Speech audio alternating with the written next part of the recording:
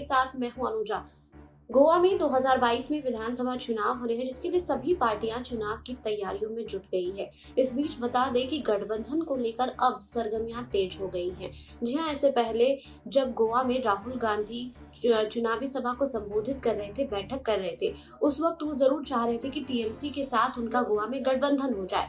लेकिन अब कांग्रेस पार्टी की तरफ से ये सारी चीजें पर पाबंदियां लगा दी गई हैं। जी हाँ, अब कांग्रेस पार्टी टीएमसी के साथ गठबंधन नहीं करना चाहती है।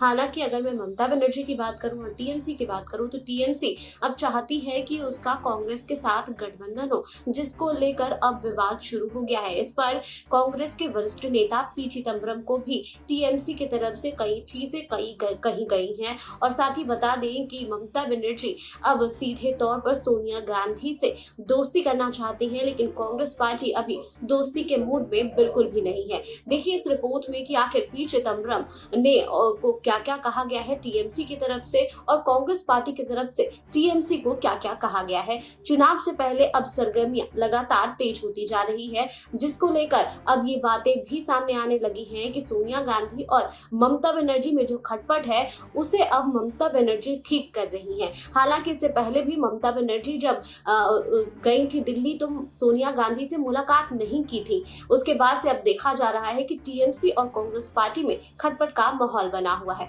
तृणमूल कांग्रेस ने गोवा विधानसभा चुनावों के लिए गठबंधन नहीं बन पाने के लिए पार्टी को जिम्मेदार ठहराया है।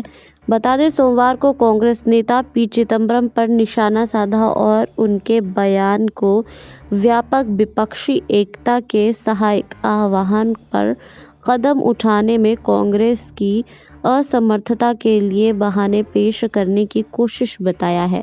तृणमूल कांग्रेस नेताओं ने वरिष्ठ कांग्रेस नेता से कहा है कि वह अपनी खुद की पार्टी की उसे एकजुट रखने की अक्षमता और नाकामी को देखे हैं। बता दें कि तृणमूल कांग्रेस के राष्ट्रीय उपाध्यक्ष पवन वर्मा ने कहा है कि चिदम्बरम बृहद विपक्षी एकजुटता के तृणमूल कांग्रेस के परिपक्व और साहसिक आह्वान के जवाब में एक तरफ से अपनी पार्टी की ही अवर्णनीय और नुकसानदेह असमर्थता को बयां कर रहे हैं। पहले उन्होंने कहा है कि कोई ठोस जवाब नहीं मिला है। अब जब उनकी बात काट दी गई है तो वह अलग ही बात कह रहे हैं। उन्हें इस बात के बहाने मनाना बंद कर देना चाहिए। चिदम्बरम ने रविवार को कहा था कि गोवा में अगले महीने होने जा रहे विधानसभा चुनाव से पहले गठबंधन करने के तृणमूल कांग्रेस के प्रस्ताव पर विचार नहीं किया गया, क्योंकि ममता बनर्जी की अध्यक्षता वाली पार्टी राज्य में कांग्रेस नेताओं को अपने पाले में करने की कवायद में जुट गई। वर्मा ने पिछले सप्ताह कहा कि मुख्यमंत्री ममता बनर्जी ने कांग्रेस अध्यक्ष सोनिया गांधी से संपर्क कर गोवा में गठबंधन बनाने की पेशकश की थी, लेकिन कोई सकारात्मक जवाब नहीं मिला। वर्मा ने कहा है कि उन्होंने 24 दिसंबर को नई दिल्ली में पी चिदम्बरम से मिलकर भी गठबंधन का प्रस्ताव दिया था। तृणमूल कांग्रेस के महासचिव कुणाल घोष ने भी कहा है कि कांग्रेस को दूसरों को जिम्मेदार ठहराना बंद करना चाहिए, जब उसके खुद के अपने नेता को अपने नेतृत्व पर भरोसा नहीं रहा है। वहीं कांग्रेस और तृणमूल कांग्रेस के रिश्तों में पिछले साल उस समय खटास देखी गई जब बंगाल में सत्तारूढ़ पार्टी ने कांग्रेस पर भाजपा के खिलाफ लड़ नहीं पाने का आरोप मढ़ा। वहीं तृणमूल ने उसे अक्षम और समर्थन पार्टी भी कहा है। तृणमूल कांग्रेस ने संसद के शीतकालीन सत्र में भी कांग्रेस के साथ किसी तरह का समन्वय नहीं करने का फैसला किया था। कांग्रेस के सूत्रों के अनुसार पार्टी गोवा में तृणमूल कांग्रेस के साथ किसी तरह के गठबंधन की पक्षधर नहीं है, क्योंकि उसे अपने दम पर जीत का भरोसा है।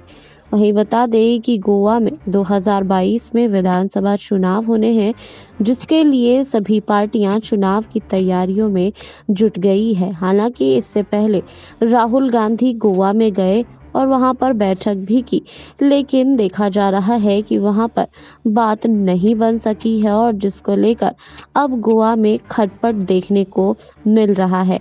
वहीं बता दें कि अब चुनाव की तैयारियों में सभी पार्टियां जब जुट गई हैं तो अब प्रचार प्रसार भी शुरू हो गया है और इसमें अब जोरों शोरों से काम किया जा रहा है। हालांकि कांग्रेस पार्टी की तरफ से कई घोषणा पत्र भी जारी किए गए हैं और अगर उत्तर प्रदेश की बात की जाए तो उत्तर प्रदेश में जिस तरह से कांग्रेस पार्टी ने चुनाव प्रचार प्रसार शुरू किए हैं उस तरह से देखा जा रहा है कि अब इसका असर अन्य राज्यों में भी पड़ रहा है। वहीं बता दें कि तृणमूल कांग्रेस ने गोवा कांग्रेस और भाजपाई पर एक साथ हमला भी बोला था। इससे पहले टीएमसी ने दोनों पार्टियों के नाम को जोड़कर इसे कांग्रेस जनता पार्टी करार दिया था और कहा था कि कांग्रेस जनता पार्टी के गठजोड़ ने गोवा के लोगों को काफी आहत किया है। गोवा के लोगों ने इनकी विदाई करनी शुरू कर दी थी। दरअसल गोवा में चुनाव होने हैं और यह भाजपा के मुख्यमंत्री प्रमोद सावंत की सरकार है। तृणमूल कांग्रेस की ओर से ट्वीट कर भाजपा और कांग्रेस पर निशाना साधा गया था और पार्टी की ओर से किए गए ट्वीट में कांग्रेस और भाजपा के चुनावी चिन्हों को मिलाकर बनाई गई एक तस्वीर को भी शेयर किया गया था। लिखा गया था कि अंतर करने में बहुत कम समय बचा है। वहीं बता दें कि तृणमूल कांग्रेस लगातार कांग्रेस पर निशाना साधती रही है और इसी वजह से अब देखा जा रहा है कि गठबंधन को लेकर बात नहीं बन रही है। वहीं बता दें कि मुख्यमंत्री ममता बनर्जी ने भाजपा पर हमला बोला था और ममता ने कहा था कि चुनाव के समय वे हिंदू मुसलमान करते हैं और गंगा में डुबकी लगाते हैं। चुनाव के बाद शवों को गंगा में फेंक दिया जाता है और वे गंगा को भूल जाते हैं, फिर उन्हें गंगा की याद नहीं आती है।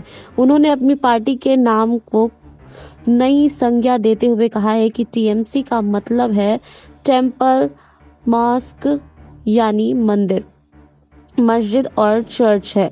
ममता ने कहा है कि टीएमसी अब बीजेपी का भी विकल्प है। दरअसल ममता बनर्जी ने बंगाल विधानसभा चुनाव में से धार्मिक एकता की राजनीति पर जोर दे रही हैं।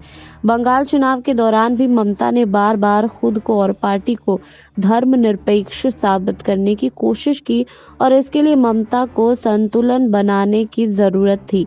तो ममता ने नंदीग्राम में मंदिर देवी देवताओं की पूजा की।